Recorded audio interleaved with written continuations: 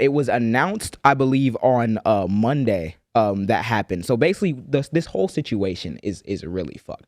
So this is a tweet from the NAACP. She won 2 Image Awards this year. Yeah. Wait, for her show? For her show, The Reid Out, which was hosted on MSNBC. How long did her show last for? Her show was hosted since 2020, going into 2024. So what's the whole tweet? The whole history is, this is the tweet from the NAACP congratulating her. It says, congratulations to Joy-Ann Reid for winning 2 NAACP Image Awards this year. The Reid Out has been a breath of fresh air as America experiences unprecedented racism. Her voice is needed now more than ever. We look forward to supporting her in the future. Insane. The next day, she had pretty much announced that like her last episode will be like that the Monday. next day after this award show. Yeah. So this happened. So the whole history of this, what happens is, her show, The Reid Out, like I said, started in 2020. It was given to her in July of 2020. She was promoted to the 7 p.m. slot because that's like primetime television. It replaced Hardball with Chris Matthews, which funnily enough is a show that I saw growing up because my dad would watch like politics. all the fucking time, bro. So like I've seen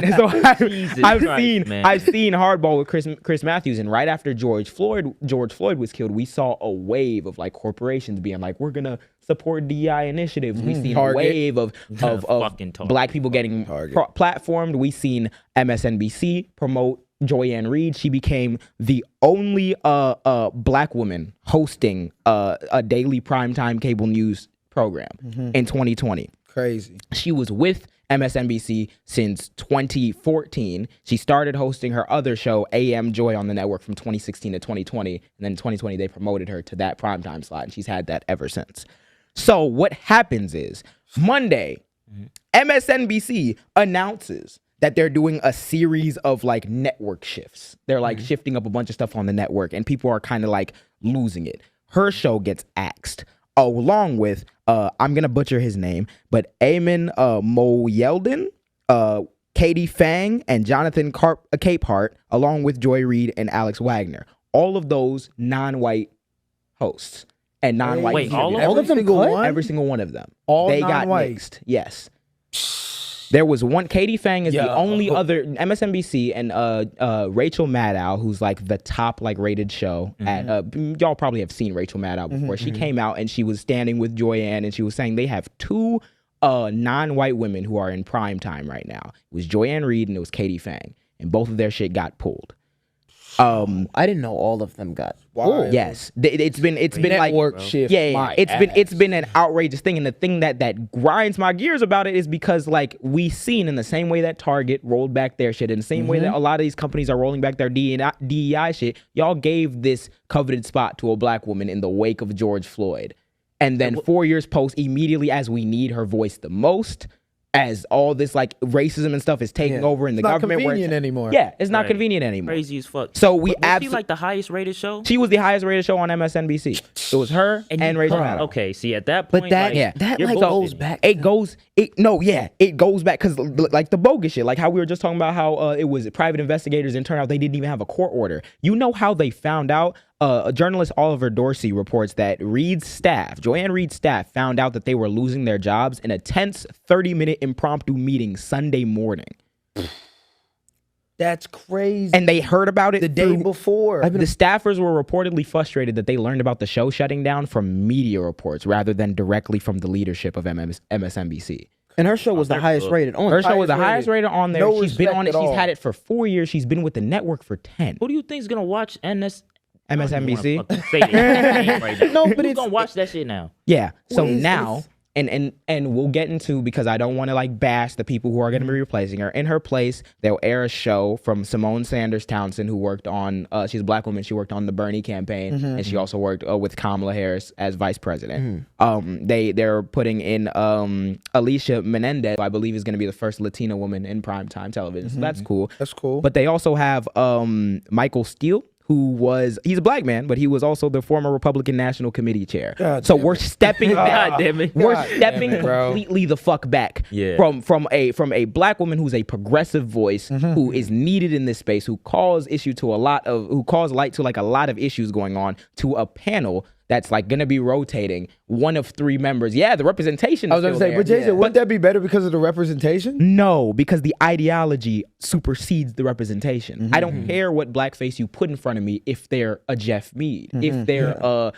that one pastor who was trying to be MLK the other day. What's the dude we just fucking watched last? If they're a Jason Whitlock. Yeah, exactly. Like, yes, they're a black man, but why are we giving why MSNBC, who's supposed to be like left leaning, why are we getting rid of Joyanne Reid and allowing a bigger slot to somebody who's a former especially at Republican? A time like this. At a time like this. Yeah. And I want to know your thoughts on it too. It like sucks because like that will happen, and it's like kids growing up now they don't get to see people like them on like shit like this and be like, yo, I could do this. There was a very famous instance that we had discussed like a while ago where it was the show, I believe it was like Crossfire. It was an old show on CNN. And it was like they'd have Tucker Carlson as like the conservative contributor, and they'd have like a left-wing contributor, and they just spar back and forth as though one of them is not lying. And I remember Jon Stewart went on the program and was like, this is fucking horrible. Like, you're platforming these ideologies as though they're the same thing when you could just, be coming out and standing for the truth.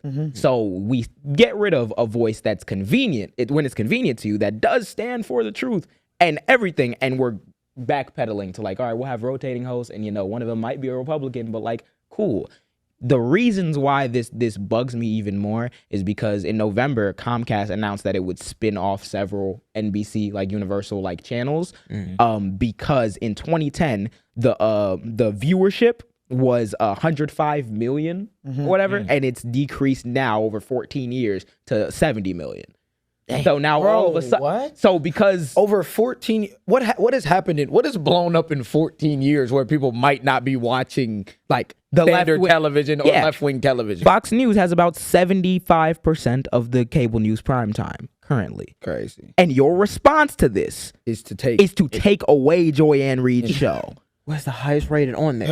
What sense does that make? That's like that's self-sabotage. You're digging your own hole, and you're also sabotaging a lot of the communities that you claim to care about. I was going to say, you're showing your true colors. That's what the fuck you're doing. No, you're showing the fact you're showing the fact that profit supersedes your want to actually represent and stand by and push for the ideologies that benefit people like Joyanne Reid, that protect black women in this space, that protect the representation of minority groups in this space. Because it might not be the most profitable thing for you right now. When the government is falling into like fascist takeover from people who are trying to attack Black History Month. Yeah, and you need a person like that. You cut it in, and you cut it. You cut it in Black History Month right after the NAACP award. After she won her award, after she's been the number one most rated show on highest rated show on that. Yeah, highest rated show on MSNBC. And the thing that pisses me off every single time is these big, whether it be fashion houses or companies, will use us like fucking props and be done with it. Yeah, and I was gonna say,